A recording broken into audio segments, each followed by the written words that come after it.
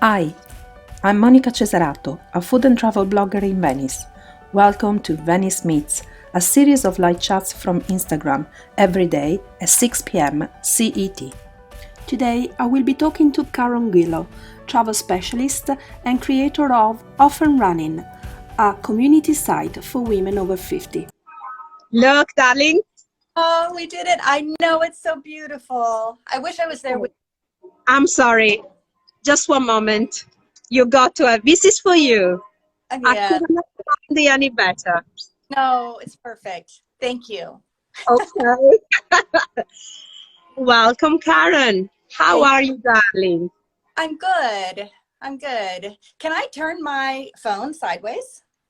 Or No, no? because I don't think so. You can try, but I don't know if it's gonna work. Try. Okay, here I go. Give it a go, and let's see what happens. Never done it before, so I don't know. I'll do it this way. Go, We're good. go. It won't work. We're done. We're going. Okay, then it worked. Okay, fine. Welcome to Venice Meet Special Edition in Venice. I love it. I'm so happy for you. Okay, wow, I'm so happy. I finally went to have my drink, Vicinico, today. I went to have cicchetti. I went to have ice cream. I went to talk to all of my people, and I'm so happy because every single one was open. Obviously, the places were empty, but they are very hopeful. Let's say they said to me, not positive, optimist. Uh, And there were people walking in Venice, so that's good. I thought I was going to find a deserted city. Turns out there were a lot of people from outside, like me, but don't live in Venice, walking around just taking photos. So that was nice. So, uh, okay, I know who Caron is, but let's tell the world who Caron is. well, I am Caron Guillo, and Monica and I met, about 6 years ago via Yeah. Twitter. But we met over Cicchetti for the first time. But I am a travel professional. I've been in tourism and travel for a while, and lived in Rome for a period of time. I've been back to the US almost 2 years now. I was working most recently as a product manager for a major tour operator. So I created travel. It was a lot of fun to create travel, open up new destinations for this tour operator. And but of course I lost that job the beginning of April. And so I'm in the process of reinventing and again, but Okay. background is tour leadership, tour management, product design, and so forth. So it's an period of time, but full Sorry? of, it's an interesting period of time, but still full Yes. of. Yes, and you have gone back. You are one of those people that it's not the first time that you had to reinvent yourself. Mm, Unfortunately, but after a certain period of a bit of okay, what's going on now? You decided to get yourself up and go, and you started something totally new. But yep. having background already for a few years, it just wasn't maybe the right time to do it. So, do you want to talk about it? What you just literally started? Yeah.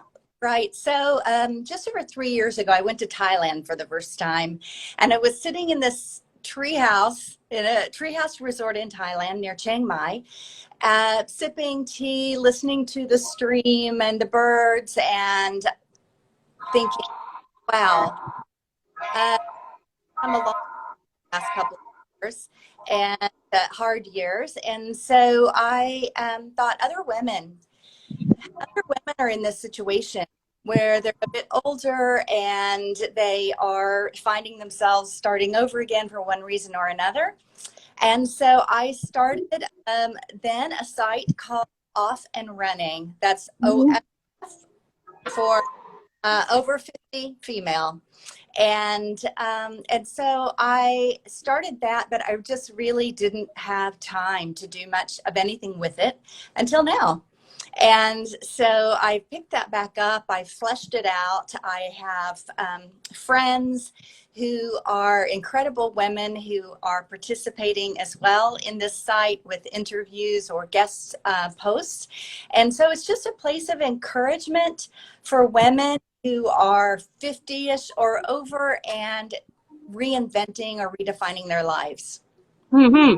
And it is, it doesn't necessarily have to be somebody that went like me, you, through a major, let's say, drama in a life. It could be also somebody that just decided, the children are grown up, I just want to do something new. Or maybe you're fed up of the job you're doing and you're thinking, okay, now I want to travel or do something else. So it's a way to make feel women over 50, because when you're younger it's so much easier to do these kind of changes. When you go over 50, you got more responsibilities and stuff. So it's a way for you to show other people that there are a lot of people in the same situation as we are, right? Exactly. I think that for women over 50, the biggest roadblock for us is right here. We can't do it. There's too many reasons not to have a fresh start or a restart. And this site, and really my, I guess my perspective is not about trauma. It's about growth. Yes. Empowerment and encouragement. So I do think, that there's all sorts of reasons women who are a bit older might just kind of want to, regroup, refocus, renew, whatever the case might be. Mm-hmm. Yeah. And how is it going now? Because you obviously just started, but you're a very fast worker, I know it. So is actually the site is on? The site is live, and it is, I just published it. I just made it viewable yesterday, but Ooh, I have wow. Fresh. Okay. I did start it 3 years ago, but like I said, I kind of left it dormant and left it sort of stewing for. But so it's got some content up there, and I have more sort of in the kitty that will be cycling onto the site soon, and I'm super excited about it. Yeah. And are you looking for people to send the stories in?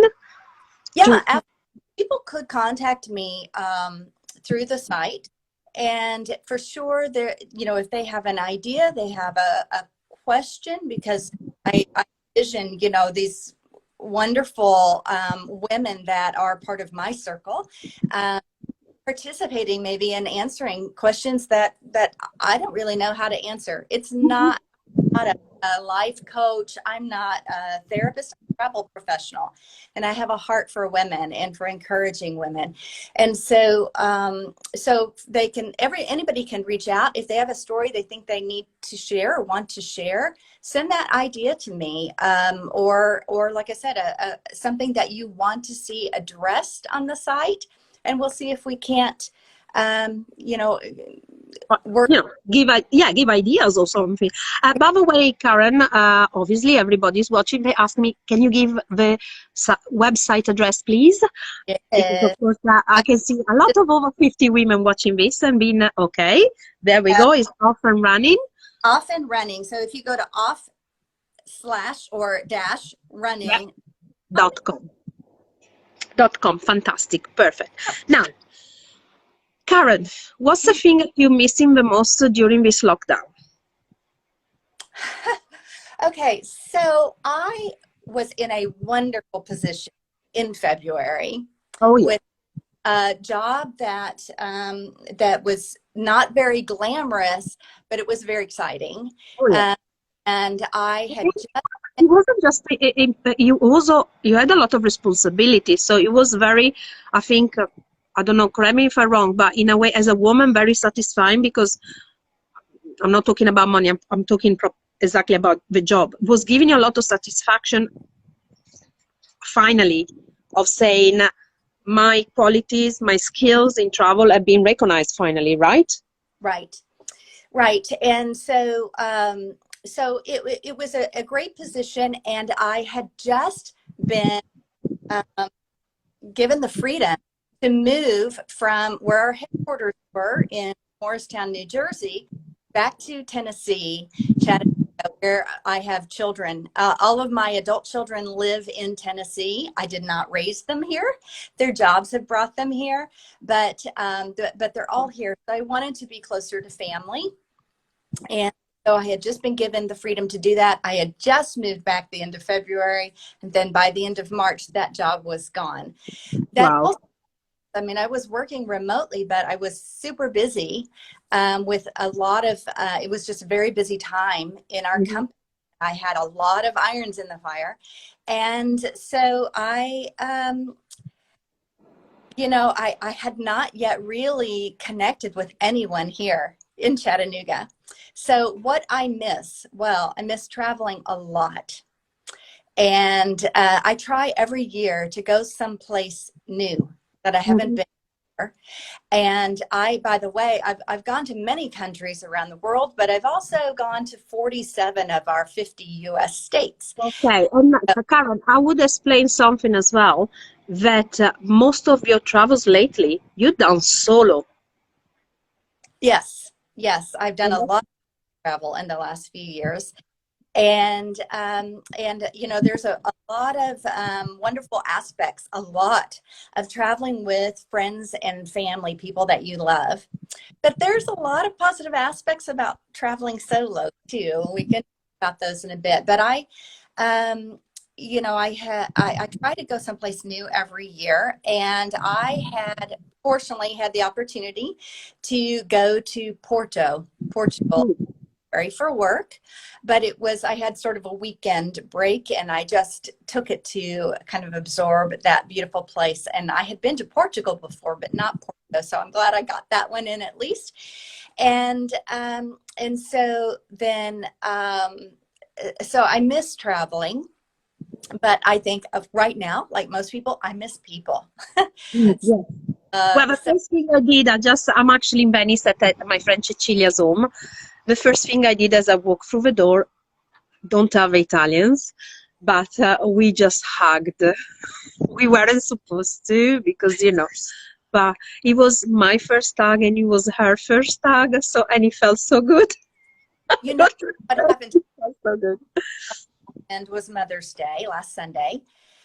A week ago, and my daughter and her husband live nearby. They invited me over, and I was so happy when I pulled into their drive. They kind of live in a slightly more rural setting.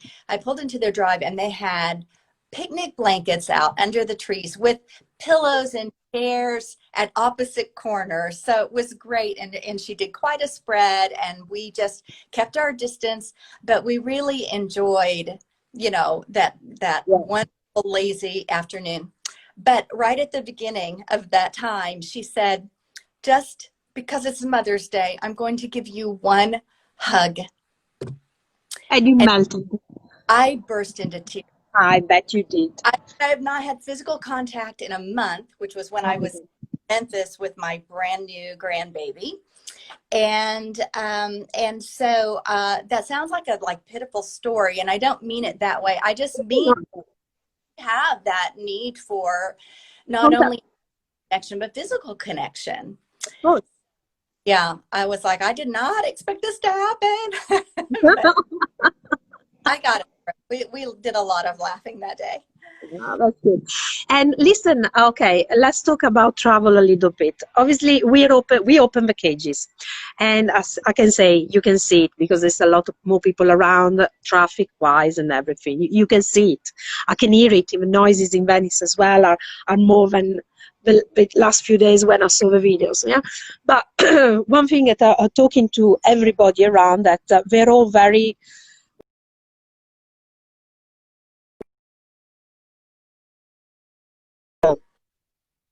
Sorry about that. The people are not going to travel. So you personally, because of course you're still in lockdown, right? It's starting to open back up, but yes, it depends on where. So we've been told that pretty soon think it's from the 3rd of June or something, Europeans will be allowed back into the country without doing a quarantine. Do you think Americans, even when you're told that you can travel, will travel abroad and to Europe? Or do you think it's still going to be some kind of phobia? You know, because that's what they're worried here. They're not worried that people will not come because of the virus. Everybody is worried that people are going to be scared of coming. Well, I know even as things begin to open up here, I have to say I'm a little bit nervous because I think that people are going to go from one extreme to the other. They're going to go from completely locked down to not necessarily being careful. So we'll kind of wait and see, you know, what happens in that regard. I really am following travel very closely. I'm not done with personal travel or professional travel. In fact, I'm working with some people on a very interesting concept going forward. But I think for sure in the US, I mean, we can't even fly right now. Unless there's a particular reason, because of quarantine, you know, the necessity of going and coming back. And you know, Italy, for instance, is not opening its doors to Americans right now. Yeah, only right. So I think it will phobia. Yeah, I think people will just wait to see what happens in the beginning. Certainly, but when we get a vaccine, that's going to change everything and be a positive thing for us, I think. I think people will start to travel first more locally and regionally, I mean in the US. Then that as they begin to travel abroad, they're going to do it not as part of big tour groups, but as individuals or families or small circles of friends. I'm guessing, this is just a guess, but I'm guessing they're going to be more interested in maybe, for instance, in Italy, renting a villa and doing day, staying in place and doing things a little bit more secluded and in ways that feel safe to them. Having drivers or driving their own cars, maybe not going on the train quite yet, that sort of thing. And maybe, and then I hope this is the way, because this is you know, the kind of feeling I get from every single person we're speaking today, without even asking. The first thing they were saying to me, talking about Venice, we hope they come back, but they come back the right ones, as in everybody said that they want people to come back to stay longer. And it's not a question of money or not money, but they want people to come prepared, to know when they come what Venice is all about, to try to live the experiences here, to go back a bit like it was 20 years ago. Because we can, when we talk about with everybody, we can remember the days when people used to come to Venice and stay longer periods. And this by talking to people from all different businesses. But one in particular was Cesare the other day from Alcova was saying to me that he noticed it, because when 20, 15 years ago, people used to come and he used to have guests going every night for a week in a row to eat in his restaurant. This doesn't happen anymore. And it's not because of the money, it's because the people don't stay that long. So I've been talking about this with some partners recently, and you and I have talked a lot about responsible tourism and slow tourism, we call it. If you remember, we were talking about this way before this virus. We're talking about 8 or 9 months ago, even before the Acqua Grande in Venice, if you remember. When I was telling you that I was getting a bit tired doing the tours, and we were saying we need to change, you know, when I was writing the article about over-tourism. So this is for us is, sorry, I interrupted you. Go on. I agree. So this is not a new subject. And it's one that's been very dear to my heart for a while. And in fact, when I started my work almost 2 years ago, designing group tours, big group tours, first of all, I started sort of waving that flag within the company, which does do some small group private things. But I started sort of waving that flag on, look, we need to shift the even larger group travel. It makes sense for some people.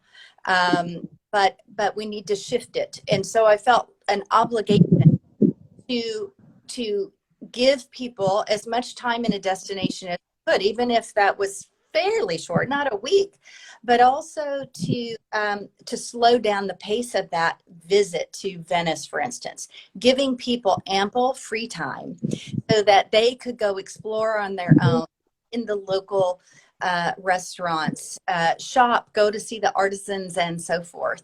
And so I think that's really important. And the issue, I think, probably for many Americans, if they are not yet retired, they don't have we don't get a month of holiday to start.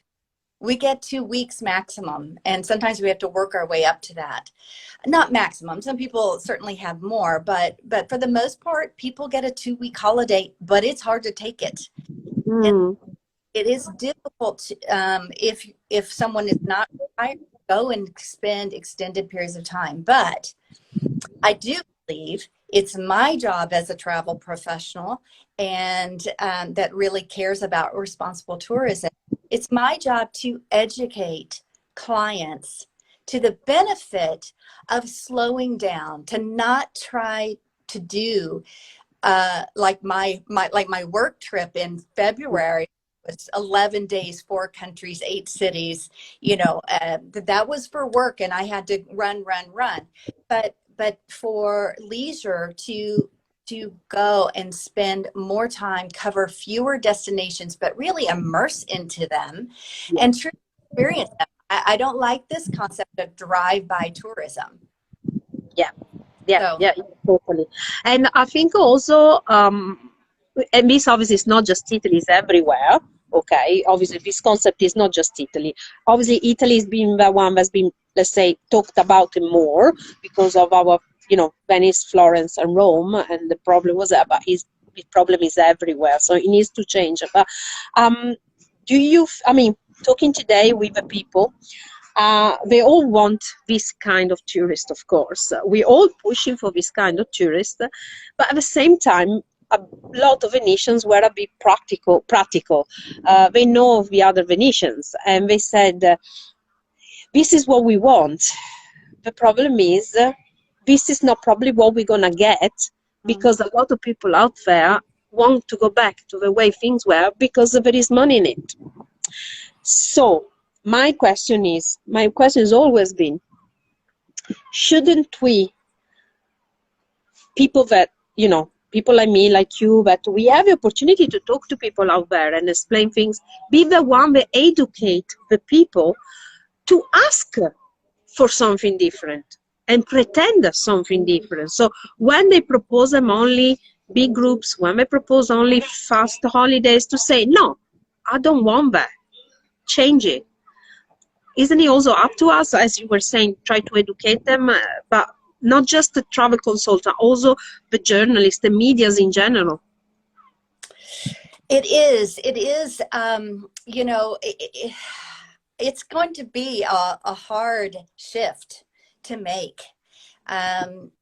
There is, and I don't even want to tear down big group travel, but this fast-paced big group, come in, do the experience, out the door in 45 minutes or whatever, that's very, very challenging.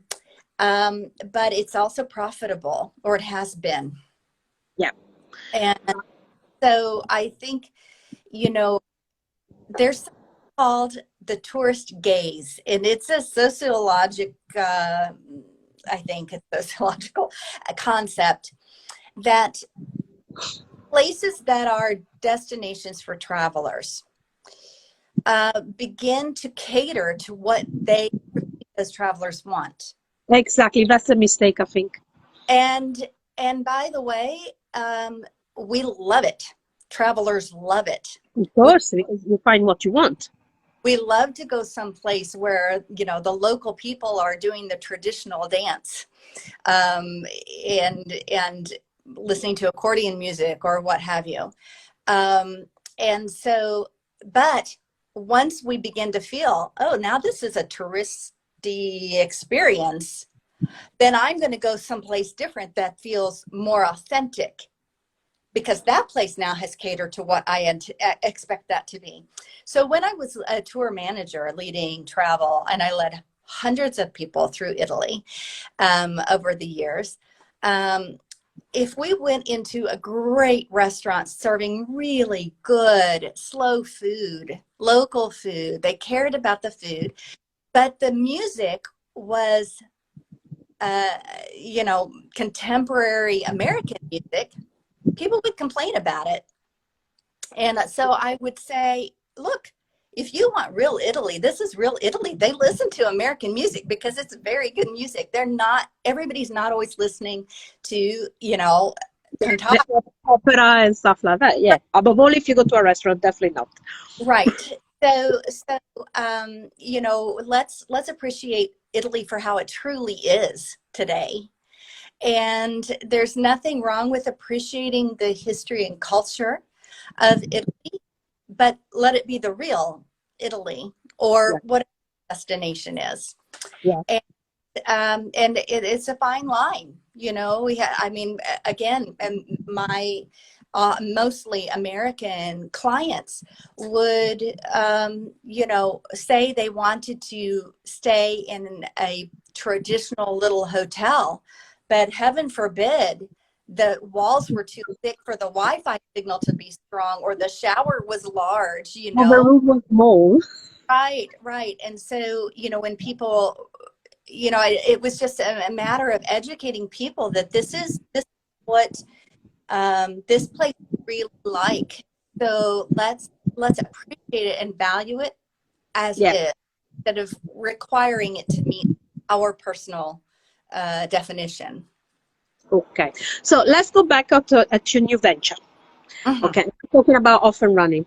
Okay, Yeah. because that's what interests me a lot. It intrigued me the moment you told me you were going to do it. And by the way, guys, we had this conversation about off and running about what, less than 2 weeks ago. You said you were going to start in again. It's probably been about 3 weeks. Yeah. So in about 3 weeks, this woman has set up her site, and she's got a clear idea where she wants to go. Whatever. So you need to follow. Send your you know, your questions and stuff. So I want to know, how do you envision off and running to become? Because, you know, I know the first story is me, by the way, guys. Okay. But apart from that, how do you envision the website going? Is it going to be more of like a forum kind of site, you know, or do you actually, I don't know, what do you envision from it? So, you know, these kinds of projects tend to sort of find their space and their best in the world, internet world. So it is really designed as a community of support for women over 50 who are reinventing their lives or just refining sort of their direction. So I do envision having sort of a question and answer or panel discussion type of thing written for particular you know, requests. But yeah, so I feature some of my own posts on some of the things that I've learned. Like first post is the lightness of starting over, because it's pretty heavy and it can feel pretty dark, but at some point you get to the light part. By the way, I'll stop you 1 second. I'm sitting at Cecilia's house with Cecilia at the back, and as you're talking, her head keeps bobbing and going like because Cecilia, as you know, packed her bags. you know, Yes. and she came to live in Venice, and oh my God, she finally got back from working Oh, after about 3 months. you are You know, yeah. So sorry, I interrupted you. Carry on. you know, but this fight is not about bashing men. It is not about really kind of wallowing in the difficult parts, and we all have those stories. It's about hope and encouragement, positivity, Hmm. forward momentum. Um, it's about learning from each other. And so I have interviews, I have my own posts. I have, like, one of my posts is six steps toward overcoming loneliness. Hmm. Sometimes in the journey, you feel very alone, even if you're You're not in a doing yeah, even if you're in a relation with a family and everything, but if they don't understand what you're going through, it's like if you were on your own. So right. yeah, Right. And it's not really about midlife crisis. or menopause. That's just like ingrained into the experience, Yeah. I guess. But it's about it's really intended to be very positive, encouraging. I am gathering now, and will eventually have a page for just resources, whether it's books or what have you, other sites or what have you, that could be really beneficial to women um, going through this kind of shift in their lives. And one of the things they really make the point of, this shift in a woman's life could come because it's forced on her, uh, Yes. a big event in life, or because there's just something in her heart that is stirring, and she needs to do something about it. And Hmm. a lot of us pay very, as we should, very close attention to raising our families and beginning to, establish our careers when we're younger. But sometimes we get a little bit older and we think, well, okay, but that's not everything. And by the way, my kids are grown now, so what's next? So Yeah. I think it's very natural and positive. And I don't think is also, I don't know, tell me if I was wrong. It doesn't necessarily mean that you went, like, in my case, okay, I had to pick up my life and, again, like you. But it could also be something, not necessarily start your own business, not necessarily, I don't know, move to another country. It could be also something very normal, very simple, but that for that person was a big thing. Yes, exactly. Exactly. It could be volunteerism. It could be starting a site, or whatever the case may be. It could take many shapes, many forms. And, for some of us, it was a bit more dramatic, but that's, it's all good. It's all part of the process. And by the way, not one way of starting over is better or worse than another. No, of course. And yeah, it depends on on what you're going through. Yeah, yeah, exactly. So good. I can't wait for to see all the other interviews. She used me as a guinea pig. Yes, one of my first victims. Well, I want to be interviewed in 3 years' time again. Okay, so we'll see where I go from today in 3 years. And you know what I think you should do eventually? You should do live interviews or some kind of recorded interviews, because I think sometimes, that's the reason why when we talk and you send me the questions and I wrote them, and even though I do like writing, I said, no, I said, let's talk. I got so much to say. I can't write it all down. Let's have a visual. Let me tell you. Yeah. So, yeah, so that's exactly how that went down. I sent my questions because I didn't want to have to transcribe everybody's. This is not right now. It's not a video interview. It is a written. And then Monica went ahead. She says, "Can you And, please make a video?" but so you did respond written, and after those responses, which were fairly generic questions, but I knew the point was, and they have with the others that I have interviewed, that will be going up on the site as well, that those responses really then show where that interview needs to go and some deeper questions that need to be asked. And Mhm. so everybody's been great about responding back, but for sure, you said, I have to do this verbally. So we did. We did a Zoom, right? I recorded it and then I transcribed. Yeah. No, and I did tell you, you had total control. I said, write whatever you, as long as you got the concept, just write what you want. Because, by the way, Caron is also a writer, and she's an amazing writer, and she doesn't say this very often, but she is. So, thank yeah, you. I was amongst many things in another life. I use everybody's words, their own words, but I do sometimes have to filter down just because, you know, we can go a long distance with our comments, our conversations. Good. So what about, I'm not going to ask you about your other project because I know it's still in the making, but will you be able to combine the other project with this project? Because, you know, it takes time to look after the kind of sites that you're starting now. Right. So let me say, when I was permanently laid off, it took about a month for me to process through that. And I am, I don't know that I was depressed, but I did grieve. And everybody, because I am a writer, I have been writing and editing professionally for 20 plus years. Less than years. You're 25. How can you be doing it for 20 years? Doing a site called, you know, for women over 50. So it doesn't mean because you run a site that you are out of a 50. Grandma.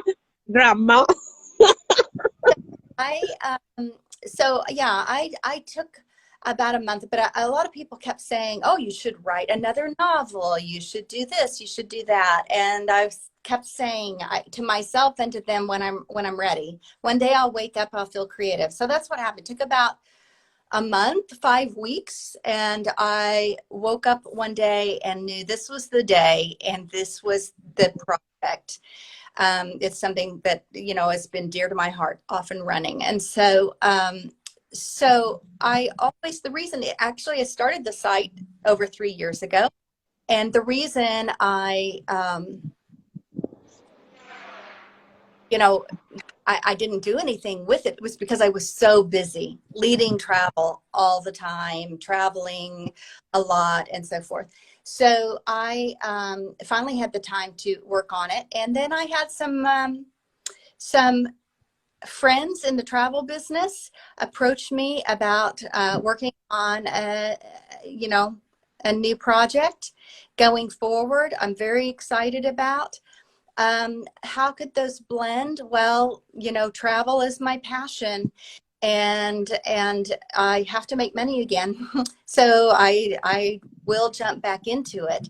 But I think that travel, or at least an openness to the world, is really beneficial as you're reinventing yourself. It kind of shakes you loose from whether it's a short trip, a weekend getaway where you can just look at the beach and process your own thoughts, or you're spending the winter in Southeast Asia, as I did a couple of years ago.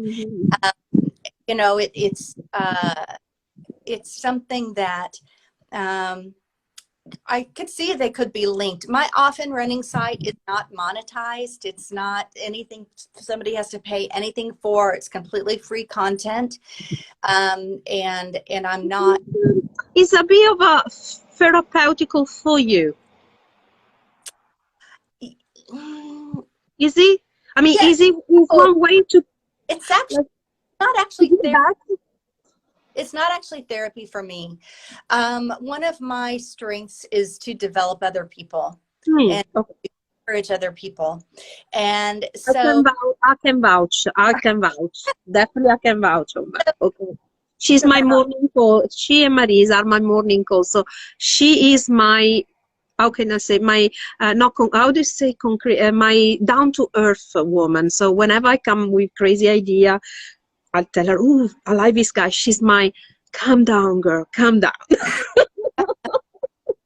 So we encourage each other, but yeah, we speak daily, don't we? And so this isn't really about therapy for me. I'm almost 6 years into this journey, this particular part of my journey. And it's really about trying to help women who are just starting this journey, because excruciating at first. And so maybe that's something that's appealing to other people, that this isn't about me getting it out of my system. Uh, and we have been talking recently about the fact that I'm an introvert. I'm an outgoing introvert. And so I'm going to process internally, and I'm not going to share my deepest, darkest emotions with the world on a website. And so that's not what this is about. And I'm not a therapist. So it's just encouragement. That's what it is. A bit like creating a community where people can share, and then whatever they want to take of the sharing, it's up to Look, them. You know that these interviews that I'm doing, I specifically said, we care about your story, but we don't want to hear a lot about your story of what created this. That's the first thing that threw me off a little bit when you said that, because I thought, so what do you want from me?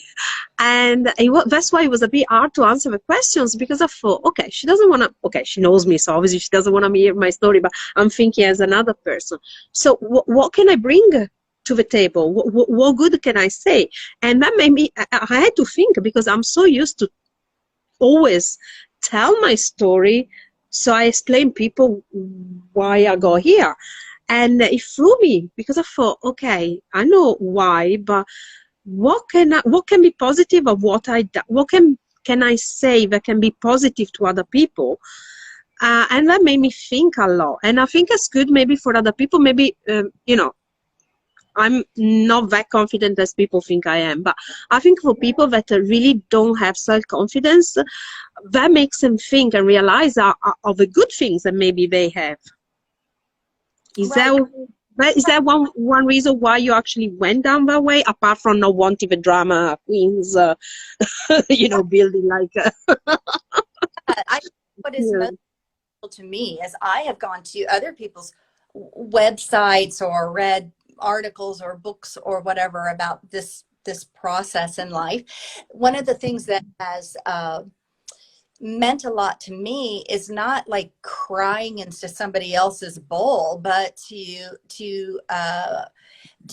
know, okay, well, what can I do? What can lift my spirit? What helped them? What are some concrete things? I mean, I'm an action person, and we have those times. Like I said, I spent 4 or 5 weeks grieving the loss of my livelihood and my career that was just really getting to a very satisfying place. But I don't want to stay in that place. I want to go forward. And so what are the tools? What do I need to do? What can be inspirational to me? And so that's what this is all about. Okay, good. So now, woman, what's the first you're gonna do as soon as they open your cages? Let's see. Maybe make friends in this city where I live. Guys and girls, she's in Chattanooga, by the way. Okay, so I'm not giving you the address. You can go to our website, sign up to the website, subscribe to the newsletter that I hope she's started, and then you can make friends. So I do love hiking, and I love kayaking, those kind of outdoor activities. So a lot of the trails and parks have been closed. So, I'm doing like a 1 mile loop inside my apartment complex 2 or 3 times a day to get my steps in and stay active. Because around the fake dog, so they ask, she's taking the dog out. No, we don't worry about that here. So, but anyway, I want to get back out there, and Chattanooga is a beautiful part of the Southeast. Karen, I'll stop you there. I already found your friend in Knoxville. Oh, wonderful. Yeah, Okay? So, good. way to Italy, get in touch with Karen. Let's do That- it. Okay, good.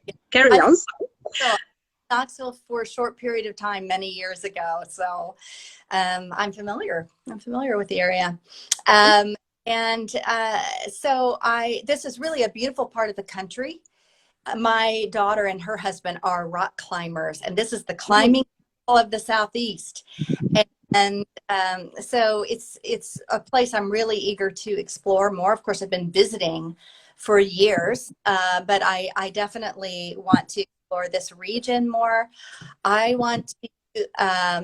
I have never been to South Carolina. It's one of the 3 states I've never been to. Which state are you missing then? South Carolina? Alaska? Alaska. And why nobody goes to Alaska? I'm dying to go to Alaska. No, Nobody goes to Alaska. on my list, and Vermont. And it was very disappointing. Ooh. Okay, you do know I still got my passport. By the way, guys, I know why the coronavirus came out. I finally got my passport after 50 plus years. That is why, because I can't use it anymore. It's my fault. So yeah, definitely, I'm getting my passport. Alaska and Vermont is on the list, girl. All right. But Vermont is one of those countries that you need to go when it's all red, right? Autumn? In the fall, in the autumn, when it's beautiful. Well, it's beautiful year round, and it's a lot of ski resorts and such. And am I wrong, or is it the country of cider as well? Am I wrong? Am I saying it wrong? Cider? Yeah, no? I don't know. I've never been, so. Okay, let's see. We need to go, girl. Okay, right. But South Carolina is next door, so I do hope to go to South Carolina. You know, when it's safe, I hope maybe later this summer. We'll see how things go.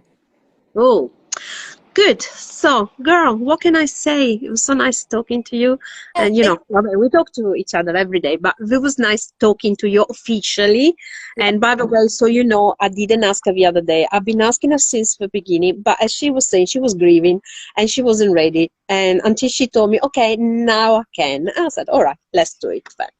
Okay. So guys and girls, actually more girls and guys, because I don't want this to be a dating but Caron needs friends. She's been in a lockdown on her own for a long time. She needs to meet people. So the whole state of Tennessee, yeah, that's okay. The whole state, that's fine. Good. How many people live in Tennessee? How many people live in Tennessee, more or less? I don't know. Some millions. So okay, I'm pretty sure we can find some friends for you. Okay, until I come. I'm close to Atlanta, Georgia, too. Oh, okay. Atlanta, Georgia. I can get in touch with Laura Morelli. She's an amazing writer, and she is a great person. And she travels a lot to Italy as well, and she writes about Italy. She's an art historian on Italy, so she will. Just ask. Girl, it was so nice seeing you, and you look good, and I'm very happy about the website. And lift your finger up over we see it again. Can you tell us a little bit about what your day has been like? Oh yes, okay. How long have I got? Sorry, I need to ask my. Oh yeah, brilliant. I need to ask my assistant here. 5 minutes. Okay, yes. As in 5 minutes to the 55 or 5? Oh, okay, yes, I got time. Right, okay. My day in Venice was very interesting. So let's talk about my project first. So the project is coming along nice. I can give some hint because now it's taking shape. So I decided. Well, I know you do, but you know, so I can say things and then you understand what I'm talking about. So the project is going along. It will be a project that involves all of the city of Venice, and by all, I mean every one of its citizens where possible. A totally non-profit project. I will have to organize crowdfunding, so I will need all your support, guys, to do this, but when the time comes, I will tell you more into it. It is a video, but it will be a very different sort of video. It's not going to be the promotional videos that have been going around about an empty Venice. It's not going to be about promoting the icon sites of Venice. You've seen them all. They're there. You don't need us for that. It will be a video of the people of Venice. Can't say more because otherwise then, you know, people out there is going to steal the idea. But I can tell you, I got myself a director, and he's a very nice guy. I got myself a director of photography, and turns out he's the best director of photography that we have in the area, the one that all the big stars use. And this is good news, because we presented the project to him today, and he embraced the idea. He loved it. So in the next few days, we're going to be scouting for the places where we're going to be filming. The music, I already got my scores, as in who's going to do the scores. It's going to be a totally Venetian company that will be involved, and I'm going to get involved. I went around talking to a few people, and whoever I talked to, they said they like the idea, they want to be part of it. So there's going to be a lot of association involved in this. And so as soon as I have my budget, I will start the fundraising. I will have a website, and then I can tell you more about it. So the day in Venice started that I started walking around. It wasn't so empty as I thought it was going to be. Obviously, not tourists whatsoever. It's just locals, people going back to work. I was very surprised, and I laughed. I'm sorry. There's a lot of souvenir shops open. Interesting. Yes, I found it funny because. Hey. Sorry. In case you want to remember your day.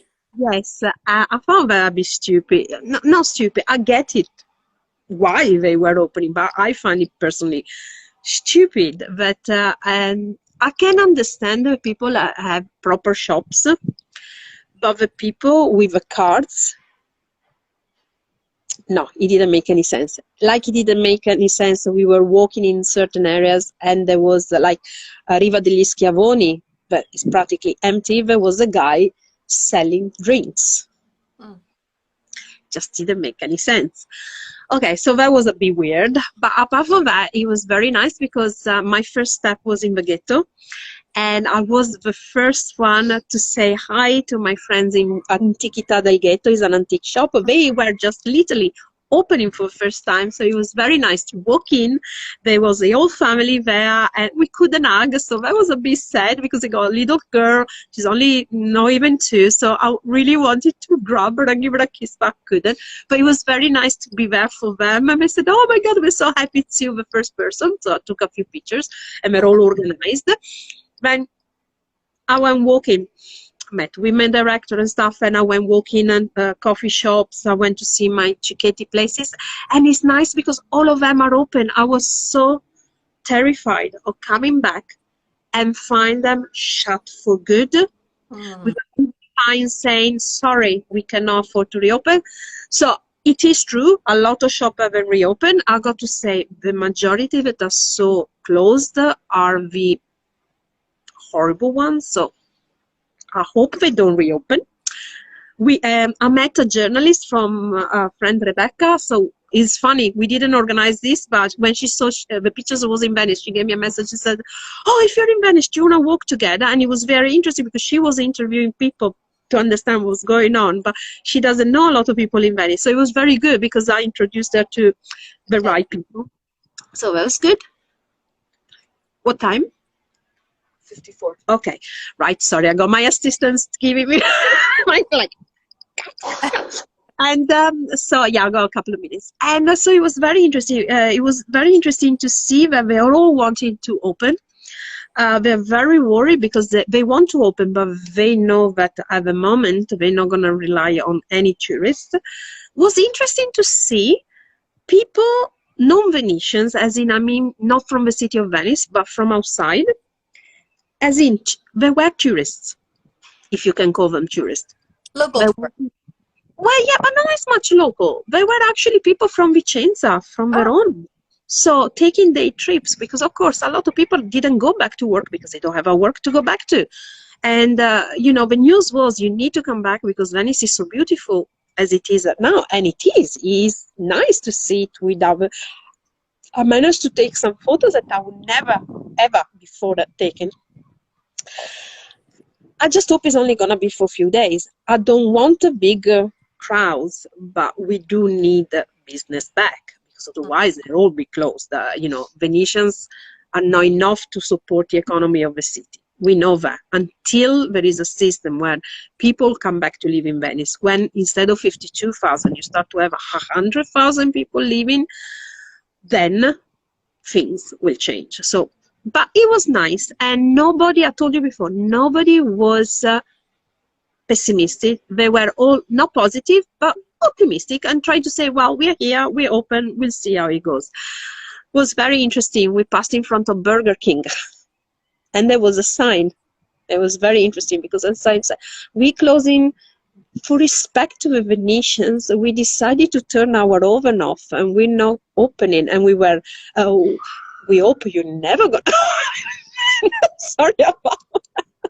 I feel sorry for the people that work there, but places like McDonald's, Burger King never had a place in Venice. They're not meant to be in Venice. And to be honest with you, I feel sorry for people that work there. It's true, but we do need. I hope this is one way for clean up the city. Okay, and I mean, I'm not against takeaways, but if they're done properly, if they sell good quality food, and there are a lot of small Venetian shops, Venetians bars and stuff that do, and above all now after during the quarantine, they prove it can be done with Venetian food. So it should be Venetian. Anyway, Caron, my assistant, is going like chop chop chop. I'm training her for the video. She's gonna be one of a golfer going around. Caron, it was so nice talking to you. So guys, go and check out our website. Girls, if you got a story to tell, get in touch, because she will need a lot of material to get this site up and going. Bye, darling. Love you, and speak to you soon. Ciao, ciao, Caron. Ciao.